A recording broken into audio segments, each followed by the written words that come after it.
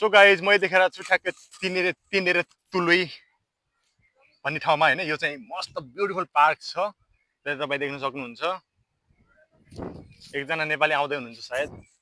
bro Nepali हो यता आउनु न एकचोटि एकजना नेपाली ब्रोलाई भेटाएको छु मैले भर्खरै हैन उहाँसँग केही कुराकानी गर्दैछु भनौँ अब कताबाट पुग्नु भयो त नि त हो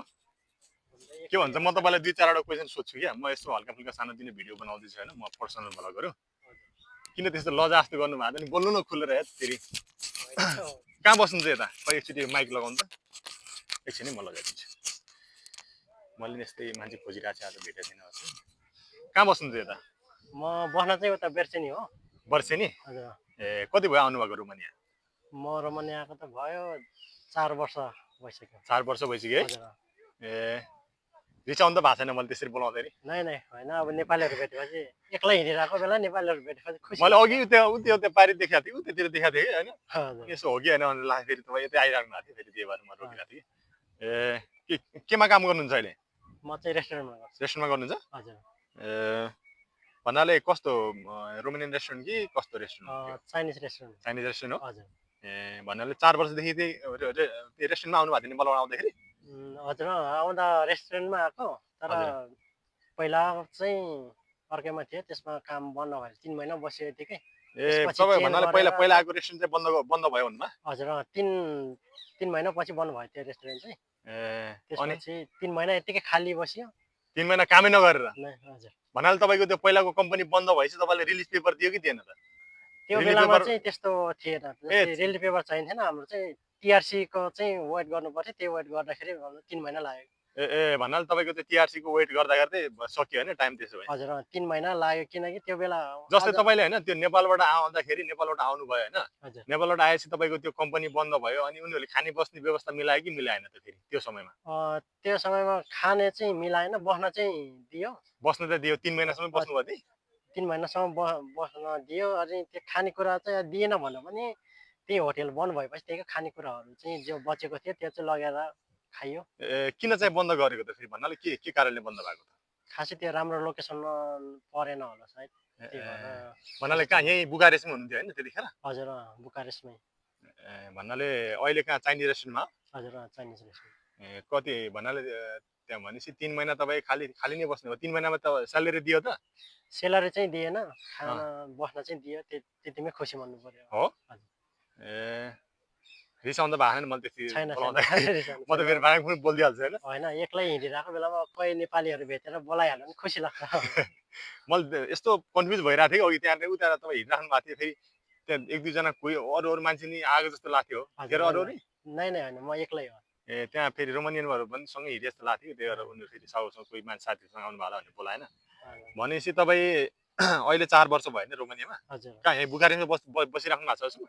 हजुर काम चाहिँ यहाँ बुकारेस्ट हो बस्न चाहिँ बुकारेस्ट भन्दा अलिकति बाहिर इल्फोमा पर्छ उता बेर्सेनी साइडमा पर्छ थोरै बाहिर हो ए भनेपछि अहिले कस्तो छ कामको केही कुरा जानकारी दिन मिल्छ अलिकति काम कस्तो भइरहेछ अहिले काम ठिकै छ राम्रै चलिरहेछ पहिला भन्दा त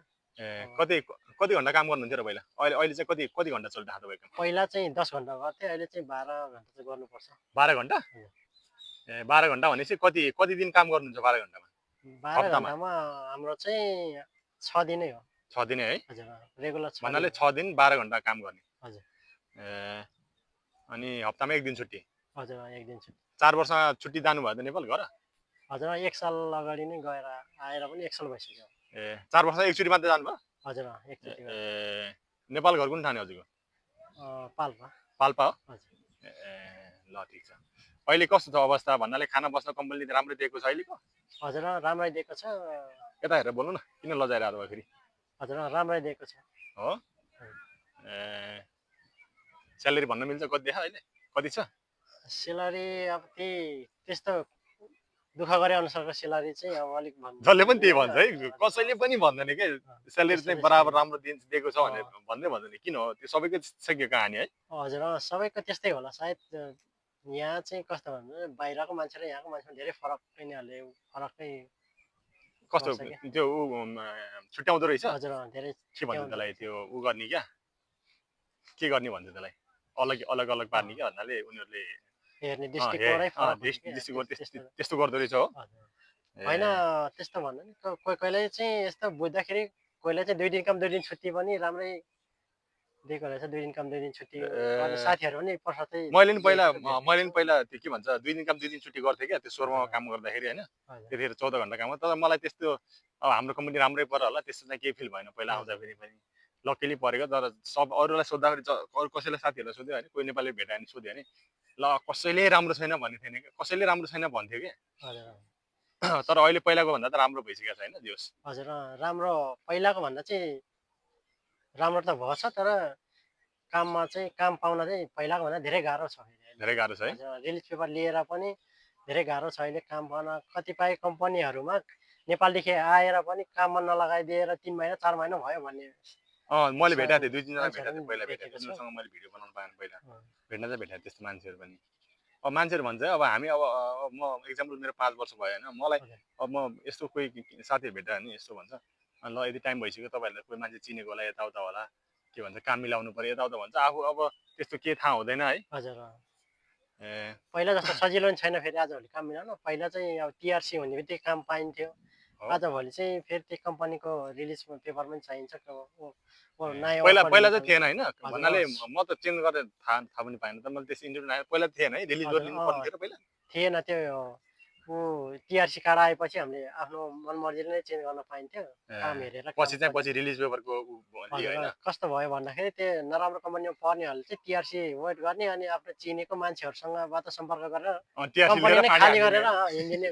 भएको भएर चाहिँ यस्तो भएको नियम थियो पहिला त्यस्तो थियो त्यो काण्डहरू धेरै थियो नि त त्यही त्यही भएर पनि भएर होला कि चाहिँ त्यो अहिले एउटा त्यस्तो नियम लागू गरेपछि अलिकति कम्पनीले नेपालबाट ल्याउँदाखेरि पैसा लगाएर लिएको हुन्छ नि त होइन हजुर उनीहरूलाई पनि सजिलो हुने भयो त्यही भएर होला तर अहिले अहिले छ होइन अझ रिलिज पेपर लिनुपर्छ है अहिले चाहिँ रिलिज पेपर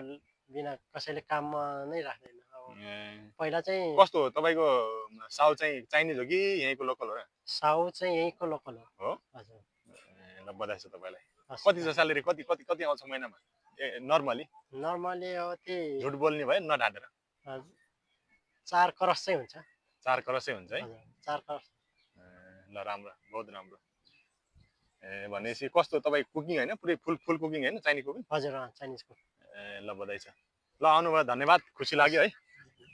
म तपाईँको फेसबुक पनि लिएर राख्छु फेसबुक छ होला नि हजुर अनि नम्बर पनि लैजाऊ केही छैन हस् कुनै बेला भेटेर कुरा गरौँ होला बाँकी कुरा है हस् म यो सानसानो अलिअलि भिडियो बनाएर राख्छु क्या ए अहिले हस् चाहिँ 1K सब्सक्राइबर पुगेको छ होइन हजुर अलिकति यस्तो भिडियोहरू बनाऊ अलिकति हुन्छ नि त अलिकति इन्फर्मेसन हजुर टाइपको क्या यस्तो इन्फर्मेसन गऱ्यो भने अब त्यस्तो अरू टाइपको भिडियो नेपालीहरूलाई पनि यस्तो अलिक सहयोग पुग्छ केही उहाँहरूले पनि हुन्छ म तपाईँलाई मेरो युट्युब च्यानल सब्सक्राइब पनि गर्न लगाउँछु र जसले मलाई हेरिराख्नुपर्छ साथीहरू है यस्तो टक्क